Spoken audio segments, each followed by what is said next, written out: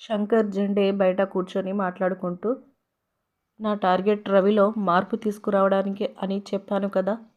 కబడ్డీ గేమ్లో నన్ను అటాక్ చేయాలని రాకేష్, మాయ ప్లాన్ చేశారు. కానీ అందులో రవి కూడా ఎఫెక్ట్ అయ్యాడు కదా. వాళ్ళకి ఫేవర్గా ఉన్న తనని ఎఫెక్ట్ అయ్యేలా చేశారని రవికి ఆలోచనలు స్టార్ట్ అయ్యాయి అని శంకర్ జెండేతో అంటాడు. ఇక కట్ చేస్తే మరోవైపు రవి కబడ్డీ ఆటలో రాకేష్ చేసిన గాయాలు గుర్తు చేసుకుంటాడు. ఇక రవి రూమ్లో కూర్చొని ఉంటాడు. అక్కి కూడా రవి పక్కనే ఉంటుంది.